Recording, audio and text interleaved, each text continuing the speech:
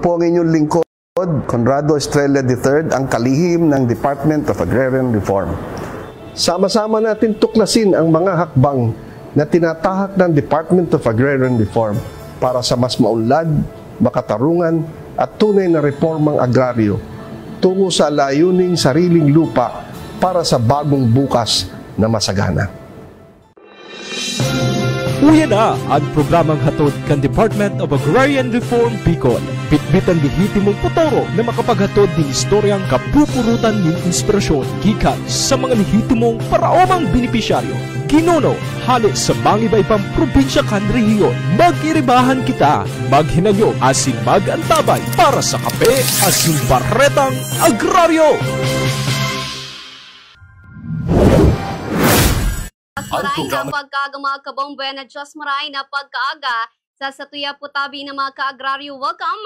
Dagdi sa tuwing ika-18 edisyon na kan sa tuyang programa na Kapeasin Baratang Agraryo. Ako graray po, anas ito mga kaibang lingkod, si Bombolay Guevara. Ana programang ini hatod sa Endocan Department of Agrarian Reform Bicol asin po ka na proyektong split.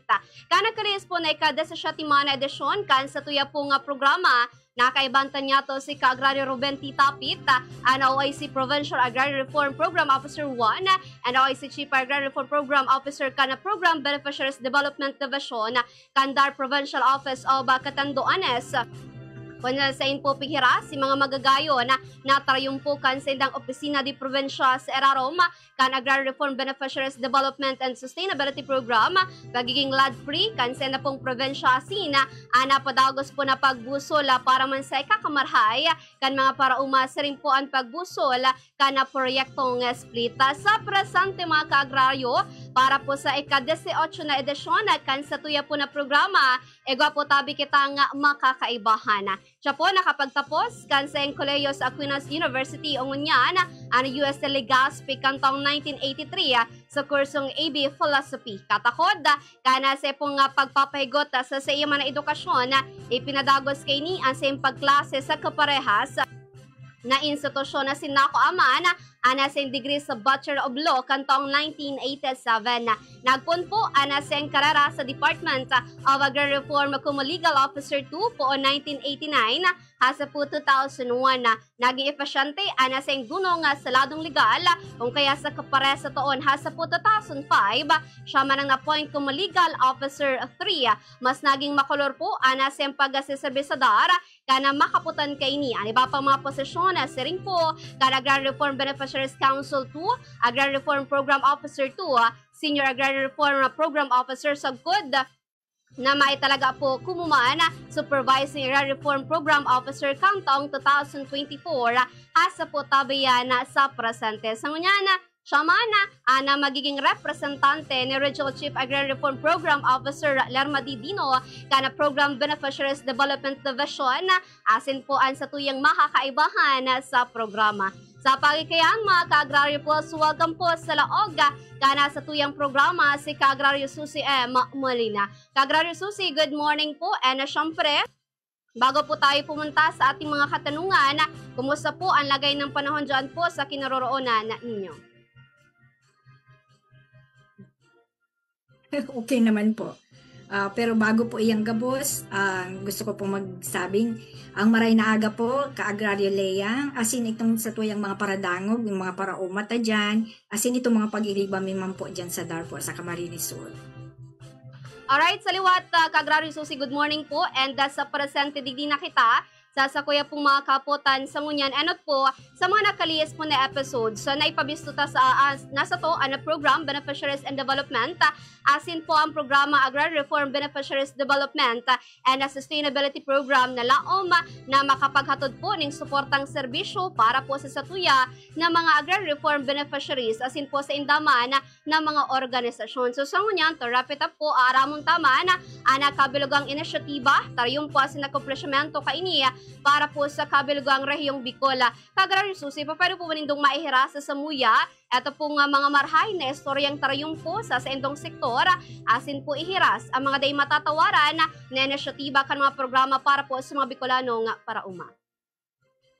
Sa Agrarian Reform Beneficiary Sustainability Program po, ito po ang saro kan mga key development initiatives po kang DART, kung saan po nagtatao po kita ng edukasyon po para sa mga parauma. Asin nagtatao po kita ng mga proyekto na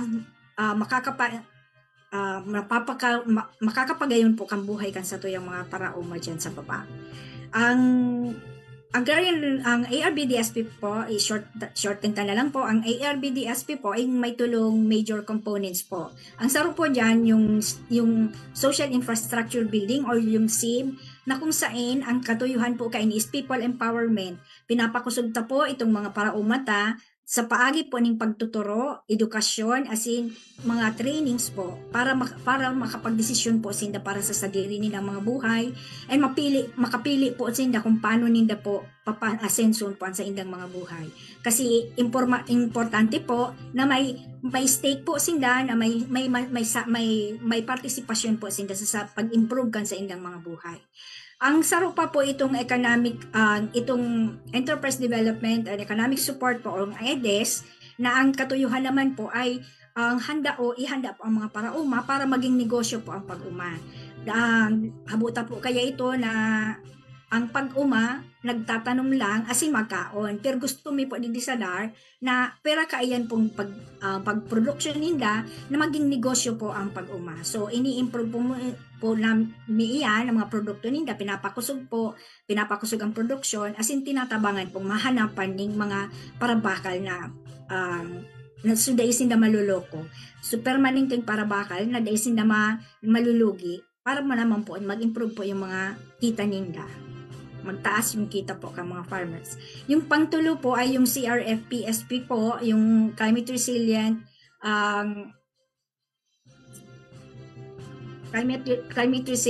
Productivity Support Program na kung saan po tinatabangan taman po iniakuliran mi po itong mga farmers po. Saro po kaayan ay i-improve man din yung production po ninda sa paagi po kang pagtatao po ni mga farm inputs like pagtatao po ni mga pananom, fertilizer o kaya mga farm implements, traktor o kung ano pa mo na kaipuhan ninda. Digdi po sa EDES, igwa po kitang major ay duwang subcomponents. Igwa po yung SLS o yung Sustainable Livelihood Support for Disaster Affected Areas kung saan po tinatabangan ta po itong mga parauma ta po na inaagihan po ng bagyo asig kaipuhan po nilang magpuon po sa zero para po magtanom ulit para magtuloy-tuloy po ang sa indang produksyon para tuloy-tuloy din po ang sa indang kita. Ang saro pa po dyan na component po, itong supig-apunta po na MCBF or yung major crop block farming na kung halimbawa dyan sa lugar nindo igwakin mga 30 hektaryas lamang na daga na nagpo-produce ng pare-parehas na crop, binibiyo ta po iyan asing tinuturoan ta po sinda tanganing maging ang sabay-sabay po ang pagbenta ninda sa sarong market lang po na institutional buyer para dakula po ang kita ninda. So far po, yan po ang pinaka-focus po kang ARBDSP. Pakusugon po sa tuyang mga parauma, tanganing magdakula ang kita, kung magdakula ang kita, mas mariray na buhay man po ang makukuha nila. Igwa pa po kitang sarong project na ini po, foreign funded project po ini, yung project po na support to parcelization of lands for individual titling or yung split. Ano po ini talagang split? Ang split po, kung narorumduman po nindo itong panahon po kaya, itong mga titulo po, like yung CLOA po, yung Certificate of Land Ownership Award, ay ini-issue ta po iyan, grupo po sinda, kaya kung mahihiling nindo po ang mga titulong iyan, sa likodan po may mga nakalista po na mga pangalan ng mga parauma. Ibig sabihin, sindagabos po ang kagsadiri kang dagang. Ngunyan po ang katuyan po kang split, papakusugon ta po iyan, babarang pag-i-issuehan ta na po ng separate titles ang kada saro kasi importante po sa parauma na mamati ninda po na siya ang kagsadiri kan sa iyang daga. Para po anong tawag niya, empower po sinda para magkusog ang buot po nila na magdesisyon po kung paano ninda, like kung paano sa insinda mabenta, kung paano ang produksyon ninda, and kung paano makita sa ilang mga pero pa po kaini gusto ko pong i-emphasize na ang ang ARBDSP po kaya, mapasok po kaya kami after po na ma-issue ang mga title. So ngata po, di man po kaya natatapos po ang agrarian reform sa pagkaroon ng titulo. Dahil lang po kita basta-basta nagdi-distribute. So after that po, kay puan may support services na kung saan, kay puan matabangan po sinda paano palaguon itong daga. Kasi ang katapusan po kayang kung dahil napapalago sa daga, yung iba napipilitan po inipabakal ang daga. Nahabo mi pong mangyari sa mga inaward ming daga sa inda. So papasok po ang ARBDSP para pakusugon, i-empower naman po sinda para makapag desisyon sinda on their own, magdagdag ang production, asin nagdagdag maning kita. Ang gusto mi po na mapreserbar ninda ang mga titulong iyan para sa inda, asin para sa indang mga pamilya, asin sa indang mga kaakian.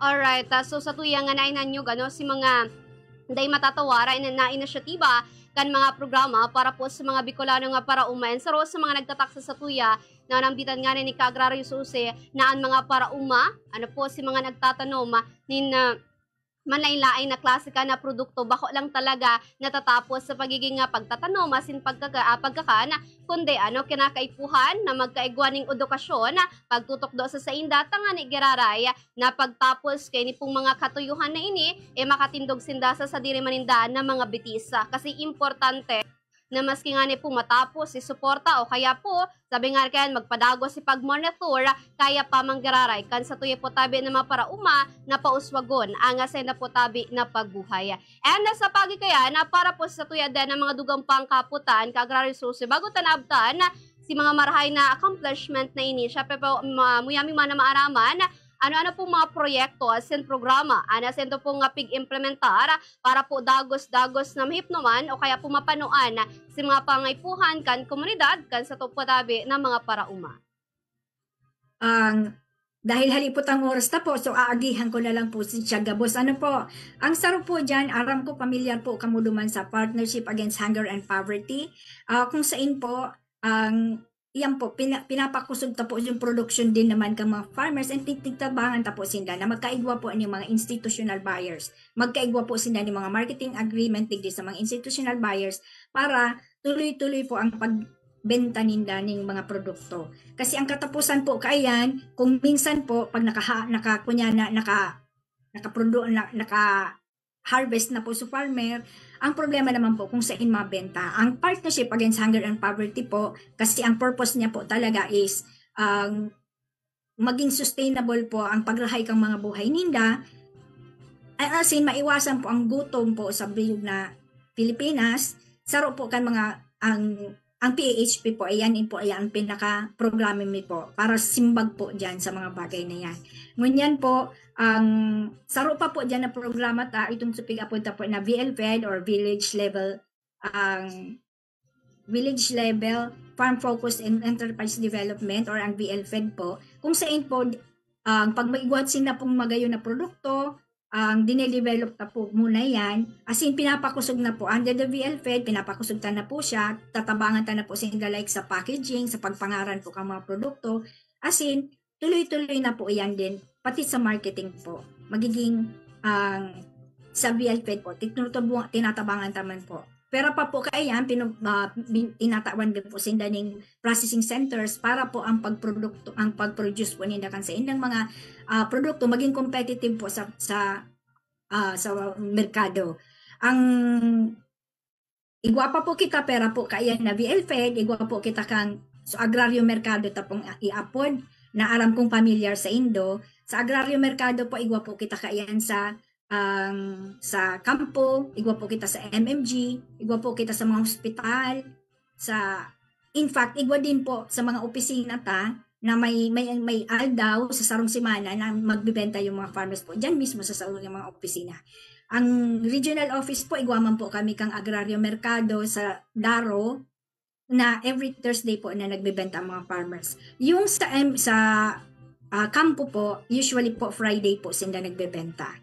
Pero po kaining agraryo merkado, igwaman po kita sa Links Farm na pig-apod. Aram ko, medyo familiar din po kamo kainit, medyo nahaloy-haloy naman po ining proyektong ini. Kung saan po, kinakluster ta po itong mga farmers ning 10 hanggang 15 miyembro.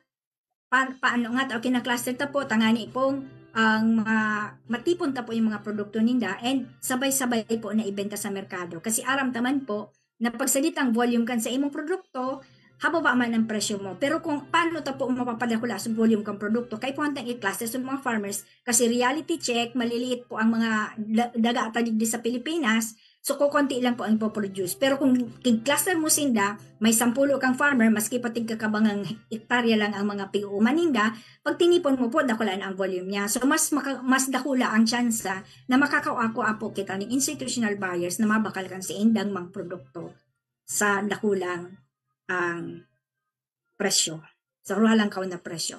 Ang pera pa po kaya, ang pigatabangan taman po sinda na saro ka mga problema ta po kaya itong lack of funds, yung warang kapital po itong farmer para mag-produce po kan sa indang mga produkto. Ina-assist naman po sinda para mahanapan po sinda ning mga opisina o kaya mga institusyon na pwedeng magpautang po sa inda sa hababang kapital ay sa hababang interest. Alright, so talagang sa pagikayan, nakadako na pong naihipno ang PBD para sa satuya din na mga ARBs and ARBOs. Ano syempre, ini po mailaladawan na kumuligasiya po ka na kada member man nindo alagad sa ngunyan. Ano na po si mga naabta na pagbisto kada sendo pong opisina, dulot po ka mga marhay na accomplishment asin po padagos na lehitimong pagsiservisyo sa satuya man na mga parauma.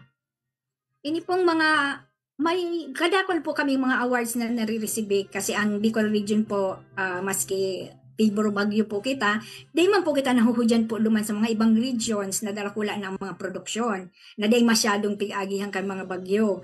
Kaya lang, yung nga ini po na ang gusto ko sanang sabihin po na ibig sabihin po kaya mga na-award sa tuya na di po kita na may impact po yung pagigibop ta po sa baba. Kung nagdadakula po sa produksyon, igwa po ang darki na ginibuhan na maray para dumakula po ito. So may nagbago po sa buhay kan sa to yung mga parauma.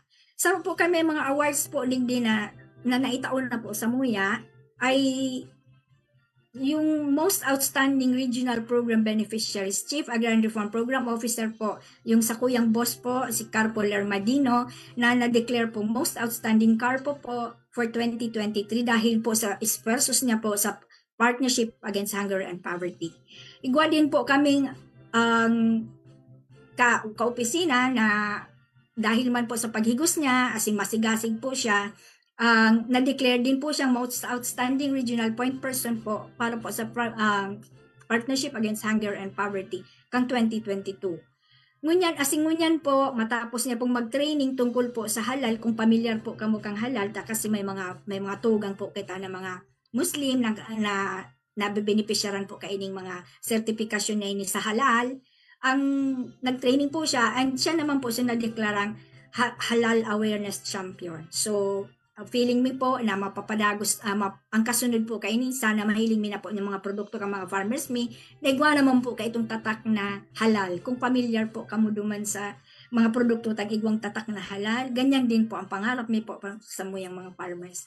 And pangarap mi po ay ni si Christine Ascutia po yung aming award sa halal at sa Most Outstanding na Regional Point Person po lang sa PHP. Hanggang yaon pa po siya sa dadakulang pag-asa mi po na patutuloy pa po iyan.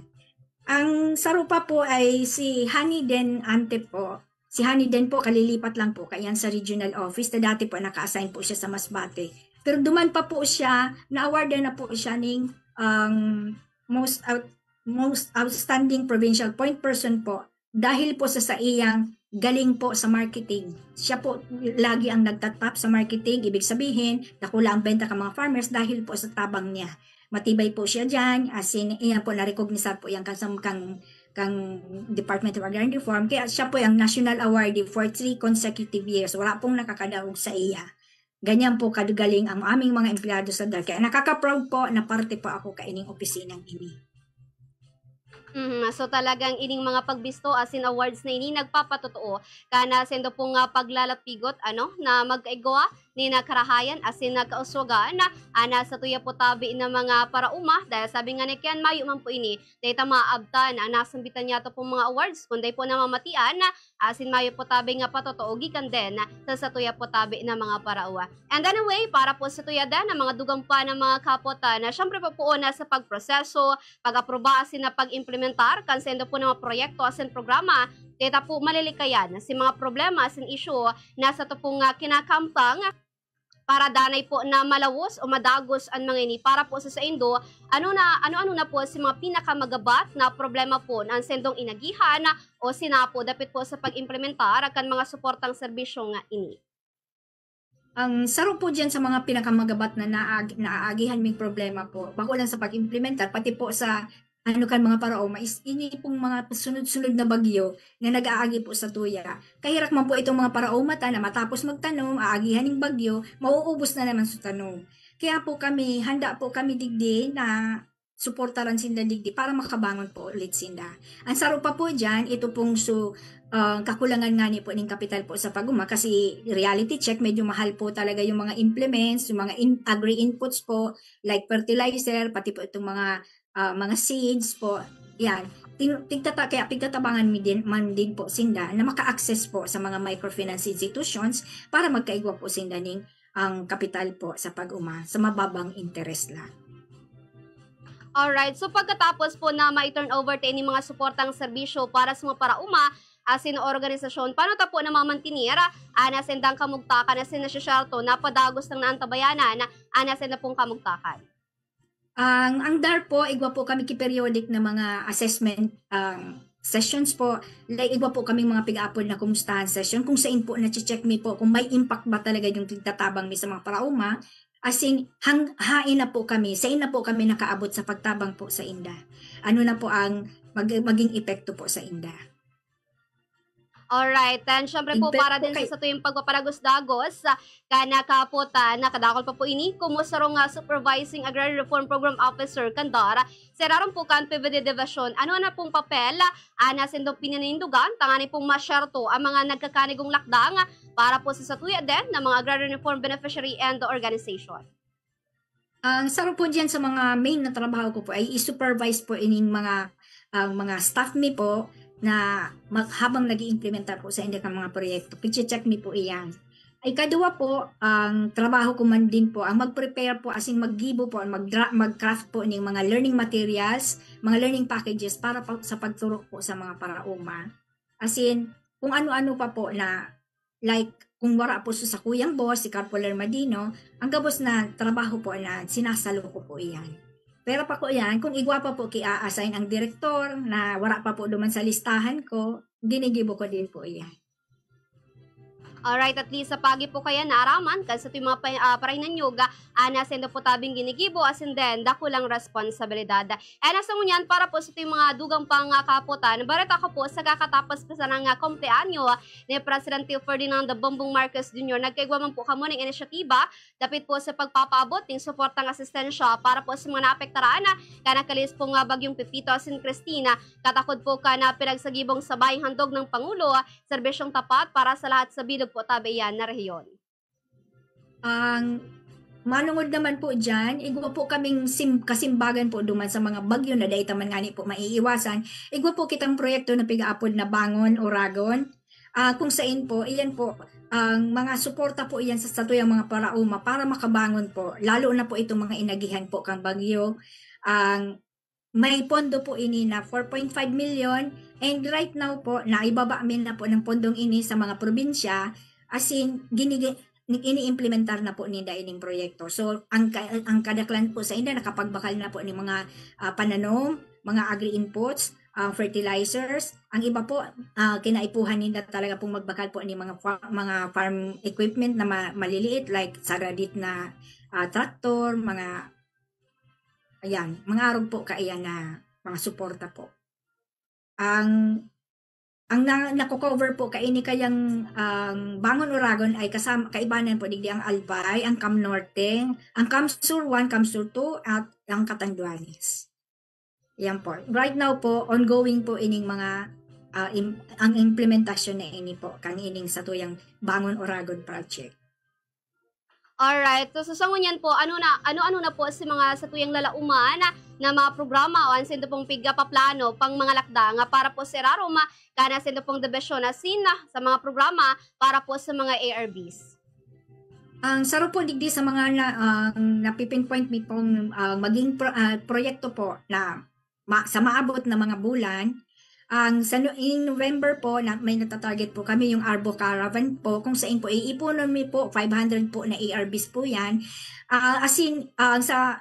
In partnership po with yung mga government offices na po, like yung Cooperative Development Authority, yung DA, yung lahat po na mga DSWD, lahat po na pwedeng magsuporta po sa MUYA duman sa caravan na ito. Ito po, magiging oportunidad po ito na makapag-register po ining sa MUYA mga Agrarian Reform Beneficiaries Organizations na maging kooperatiba po.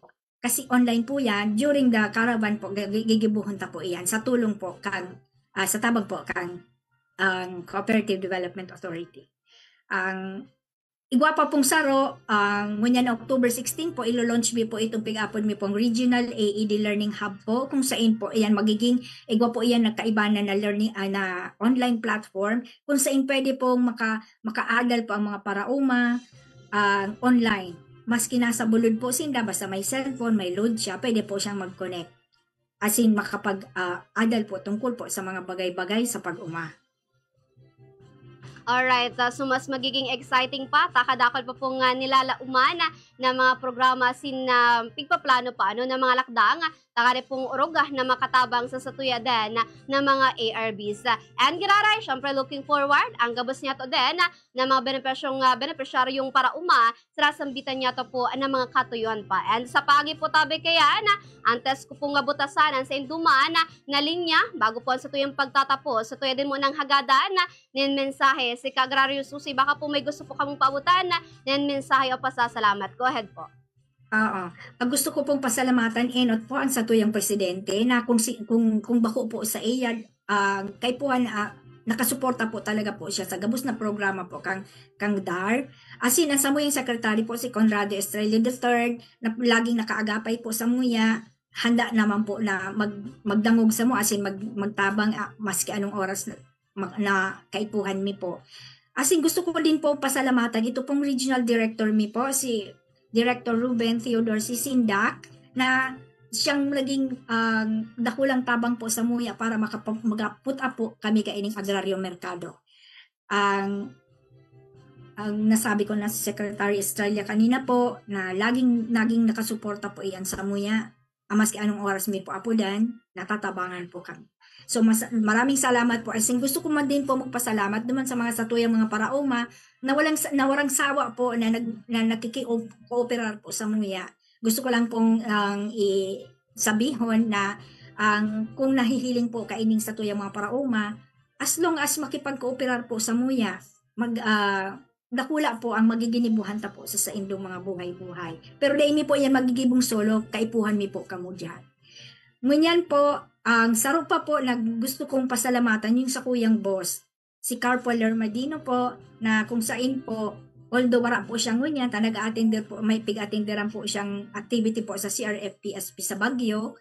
Kaya po ako ang pinadala niya ngunyan. Pero dakulang salamat po kasi kung bako sa iya po, dakulang inspirasyon mi po siya para magtrabaho ng maayos. Sulong Agraryo.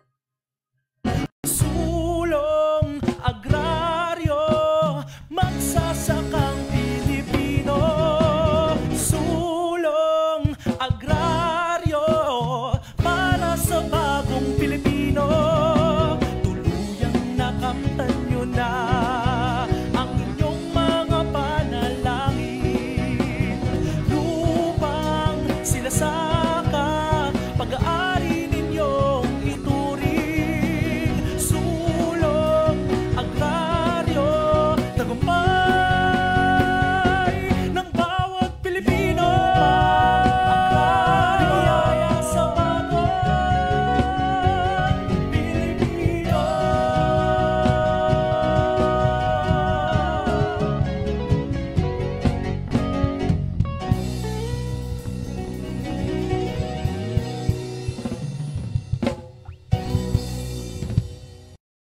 Alright, sa pagiputabi kaya salamat po sa satuya din na nakaibang mga bisita, mga kaagraryo, podagas po na magantabay sa mga sunod na edisyon kan sa tuyang programa na Kapiasan Baratang Agraryo Giraraya.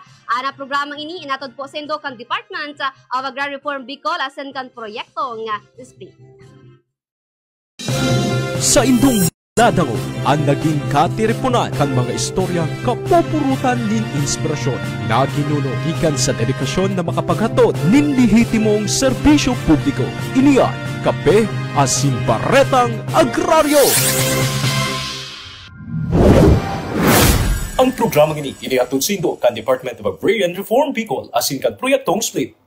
Patuloy po tayong magkaisa para sa kapakanan ng ating mga magsasaka. Hanggang sa susunod, muli natin tuklasin ang mga hakbang para sa maunlad, makatarungan at tunay na reformang agraryo tungo sa layuning sariling lupa para sa bagong bukas na masagana. Magtiwala po tayo sa ating mahal na Panginoon. Salamat po sa inyong pagsuporta.